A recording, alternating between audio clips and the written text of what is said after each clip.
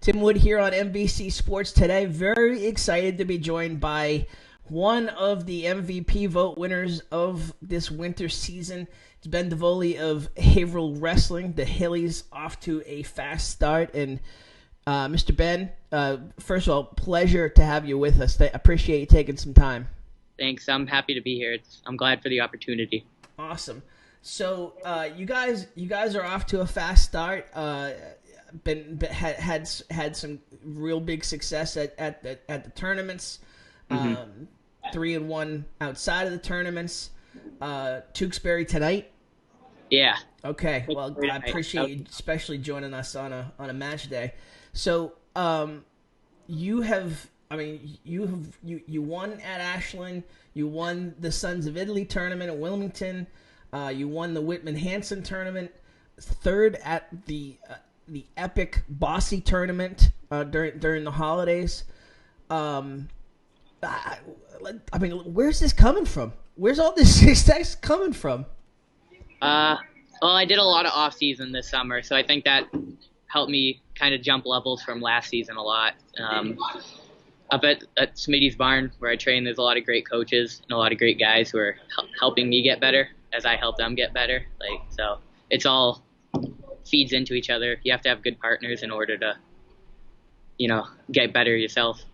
When did you know that you wanted to be you wanted to take the wrestling thing to another level in terms of just outside of it being fun to really being all encompassing and on a travel team nationals sort of level? Well, I started in 5th grade and I was 10-10 that year, which was fine. It was what it was then. But after that, I saw guys like Jake Nicolosi, Stephen Wise, who would be winning tournaments and stuff, and I said I wanted to do that. So my coaches at Haverhill Youth told me about a place called Smitty's Barn, where if I went up there, they said I'd get better. So I started going up there probably 6 months before I even won a match up there. But I just kept going, and eventually...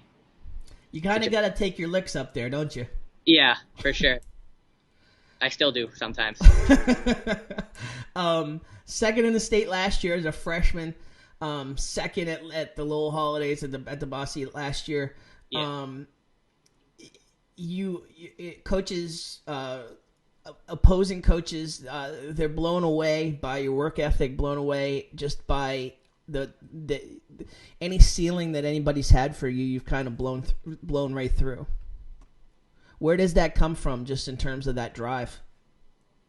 I just don't like to lose. I don't like losing. Always tried to outwork, and I've always tried to not end on a loss, whether it be a bad set of push-ups at the gym, losing a go at the barn. I always try to end on a good note, so that way I can go home feeling good, get a good workout in. You're the only sophomore, but a leader on the team.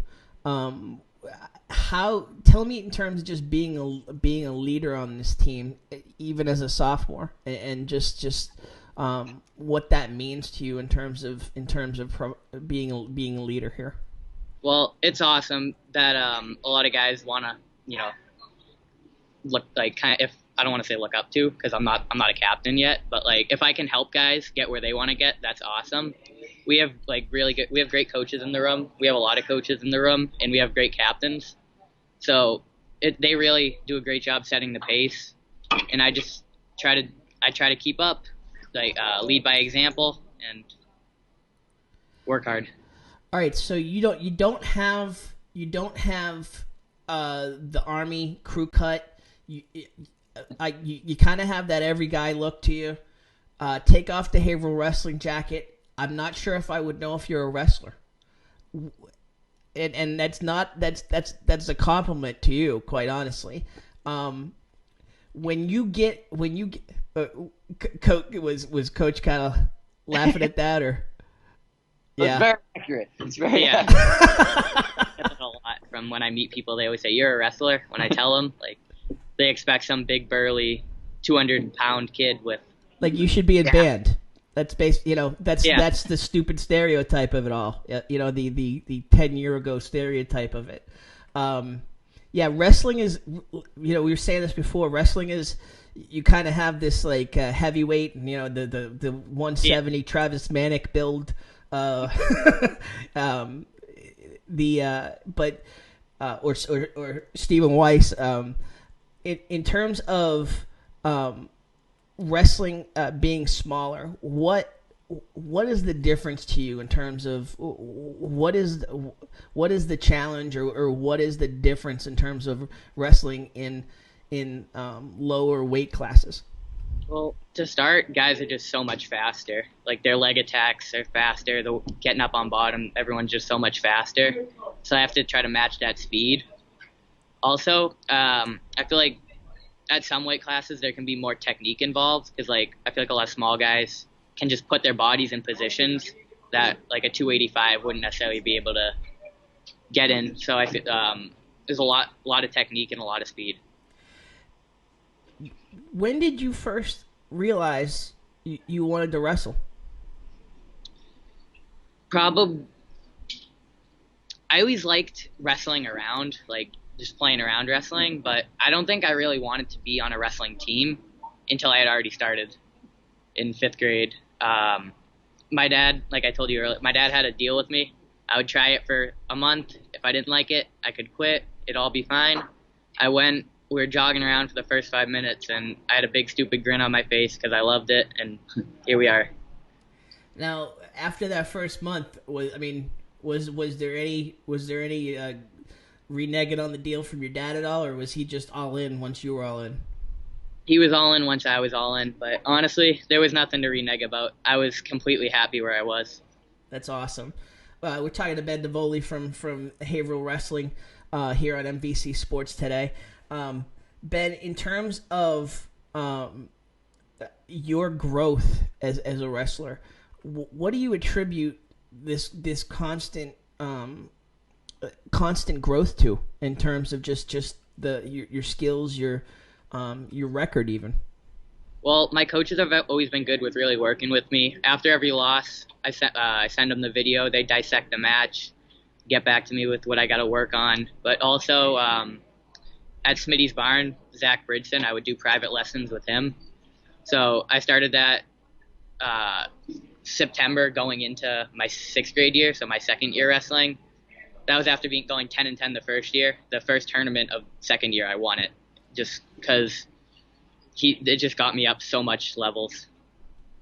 Like you need a guy who can really kind of focus on you, or at least for like certain point of time. Sure. Dedicate to trying to get you better, and I was lucky to find someone who was more than happy to help me get where I wanted to be.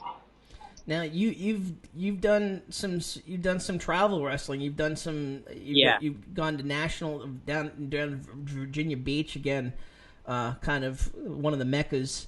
Tell us what that's like. I mean, obviously a lot of folks around here were fortunate enough to see that level with the Bossy tournament.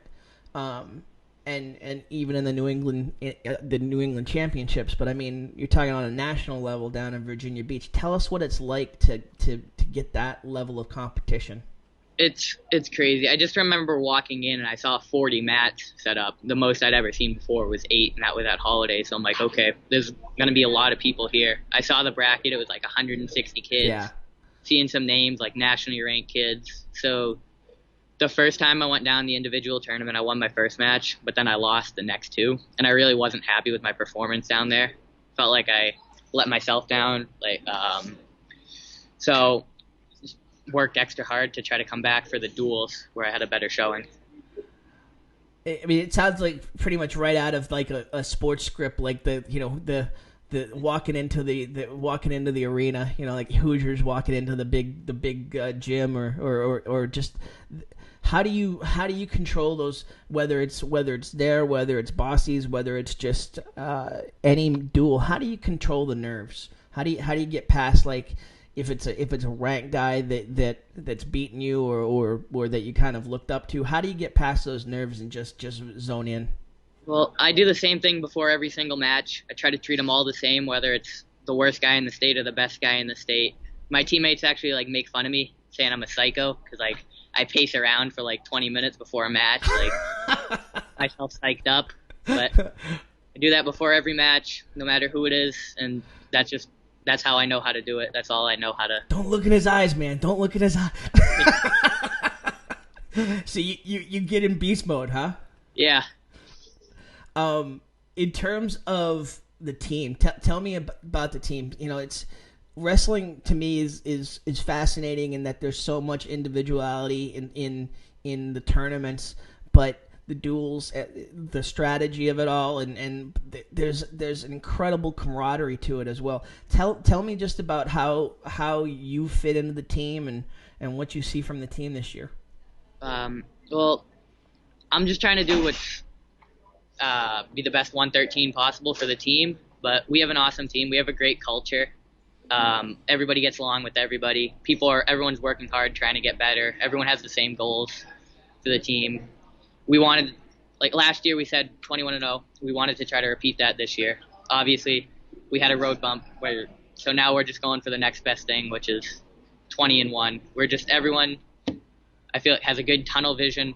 Everybody wants to be there that's there, and we're all just working towards the same thing. So I feel like that really helps. That streak can become a weight at times. Sometimes I've been coaching and playing long enough. Sometimes it's good to get that first loss out of the way, as much as I'm sure it meant to you all, and as much as you all earned every last bit of accolades. And but yeah, you gotta have that mentality to bounce back, right? Yeah, what we said after that. That streak was built over 3 seasons. This one last year and the year before that. That's not any one team. That's 3 generations of Haverhill wrestling. So we owe it to the other ones to try to come back from that loss better, stronger, working even harder, and finish out the season strong. Who are the guys on the team? Who are the teammates that push you the hardest or that you look up to the most? Probably our captains, Jake, Steven, and Jackson. They're really good leadership. They don't let any crap slide. If someone's goofing off or not working hard, they'll call them out for it, as they should. And Jake I know Nicolosi, Stephen Wise, Jackson DeFlores, right? Yeah. Okay. They train up at the barn with me, so we have a good relationship. But they're, again, like I said, they don't let anything slide, and that goes with me and everybody else on the team. How do you?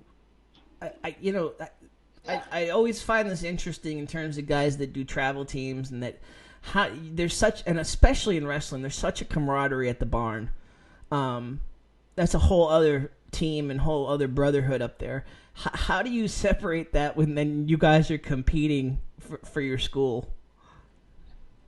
I just say, hey, that's one of my families, but right now I got to take care of business for my other family and go get this win so that this is taken care of, and then we can go back to being friends after that. Your mom is a teacher in the school system? Yeah, she is. What does she teach? She teaches 2nd grade. Nice. And she's the booster president as well? Yeah, she is. She's good about helping out. What'd you say? She's good about helping out. I mean, it's a different breed of person, I think, in terms of the work that the boosters do. I see it all at every school. It's amazing that the work that the boosters do to put in to supporting you guys. Yeah, we wouldn't be nearly as successful without their support. They're setting things up so we have good equipment to use, good opportunities to go to these things. So they really do a lot for us. Yeah. What's it like now when you started out slow and kept getting better? What's it like to – I'm not that you're on a Kyle Van Noy revenge tour or anything, but I mean when you end up beating some of the guys that beat you in 5th and 6th grade, what is that like? Do you have a checklist in your head to some extent? Yeah. Okay. It's awesome. It's the best feeling in the world when you beat someone who's beat you before, because it shows, hey, I've worked harder than them. I earned this. That's just how I do. It's a feeling of pride when you're able to do that. To say I was here then, and then in this short amount of time, I've jumped over these guys. Tell me in terms of just you seem you seem like you're really bought in terms of the history of the program. Tell me what it's like just in terms of the history of this program and what comes with those expectations. Well, I really consider the history of the program for this part, since we took a break from like '09 to 11.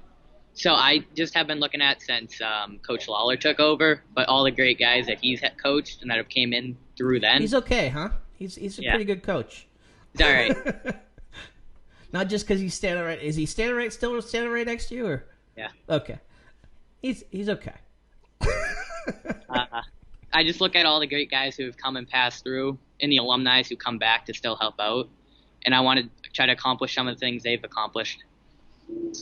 What is left? I mean, I hate to say left because you're a sophomore, but I mean, what do you want to achieve personally as a team in these next 2.5 years?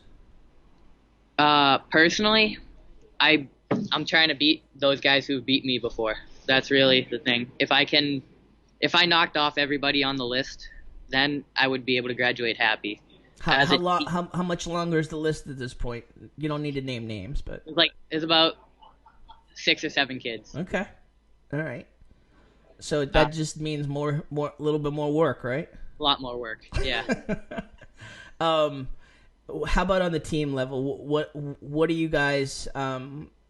What haven't you accomplished that you guys want to accomplish at this point? Well, last year we were MVC champs and D1 North sectional champs. Obviously, I'd like to see us repeat those, but I honestly think it's possible that by senior year we could be D1 state champs, realistically. In terms of how do you promote? One thing I tend to see a lot from wrestlers is there's a lot of promotion of the program and a lot of recruitment. When people ask you about wrestling, and why you like it, like what do you tell them in terms or when you're possibly trying to recruit kids to the team? We get a lot of football players, so when I see a football player, I always try to tell them how much it'll help out their conditioning and their strength for that. But also, I just tell guys, I feel in the school as our team has the best sense of culture, like team culture in the school. Everybody there is working hard, wants to be there. So we haven't had to recruit a ton because after last year's success and just people know what we do, what we're about, a lot of people want to join that. In terms of what is the hardest part mentally in terms of wrestling?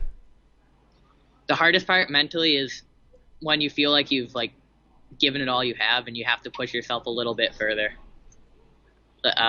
That's really hard to do. Like if you're training and some days it might just not be your day, you're really tired, but everybody else is still keep working, you got to keep working too. And it's just mental barriers that you have to break through. If I'm remembering correctly, you had a match like that right at the end of the Bossy tournament, didn't you? Like that went on forever. I did, yeah. 3 overtimes. Yes. Yep. Okay. Yeah, I was watching it I was watching it count down on Flow Wrestling. I'm like, oh my God, Ben's not giving up here. Yeah. What was that like? Have you ever been in that sort of situation? 3 overtimes? Oh yeah, I've been in 4 overtimes a few times before. Actually, it just At that point I say to myself hey, you've worked this hard, you better not give up now. And I try to just say, hey, he's more tired than you. So you got to find a little extra in the tank and give it all you have for 30 more seconds and win. I know you guys got to get ready for a match here. Again, really appreciate the time. We're talking to Ben Davoli here on MVC Sports today. Before I let you go, shout outs. You got a little sister, Kaylee. What are your parents' names? Derek and Jen. Got to get them out there. Just shout outs that you want to folks that have helped you along the way or that have kind of helped you, whether it's school or friends or whoever. I just want to thank all my teammates for pushing me in the room and giving it all they have for the team, and then also all my coaches I've had, whether it be Haverhill Youth, Haverhill High School, or Smitty's, they've all, and now Metro West too, that they've all done a great job of helping me, and I credit my success to the people who have helped me get there. What's the one thing that you would say to somebody who's looking to get into wrestling, like the biggest thing they need to know before really getting serious? It's all mental. If you can push yourself mentally, you'll be fine. Awesome. And the sport will toughen you up a lot. I have seen that occasionally. Indeed, absolutely. It's and it, I think it's the camaraderie, the brotherhood in wrestling. It's unlike any. It truly is, and wrestlers will say that, and other sports will kind of go off those wrestlers. But I can, as covering every sport, I can truly say the wrestling brotherhood, even more so than football. It's something special that carries throughout life. It's great.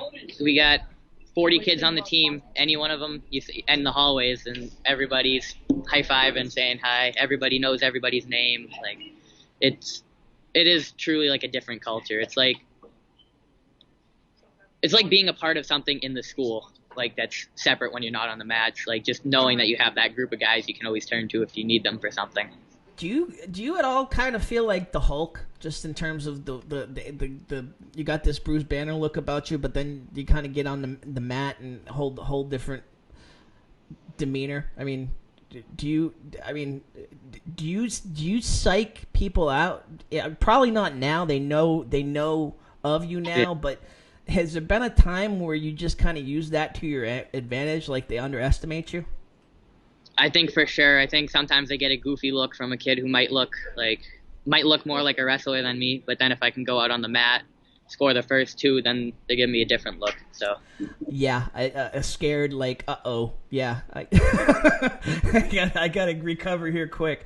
Hey, Ben, huge appreciation again for the time, and to Coach Lawler for setting this up. Just the success of the program is amazing. I think it's easy to take it for granted from a publicity and just a exposure perspective, but you guys deserve every last bit of it, and you guys are truly an example just of what can be achieved when you put the work in. Mm-hmm. That's what we want to be. Absolutely. Ben Davoli, huge thank you for the time today. Best of luck at Tewksbury tonight and the rest of the season here. We'll certainly be watching, and again, a huge congratulations to everything you've achieved so far. Thank you. Thanks for having me.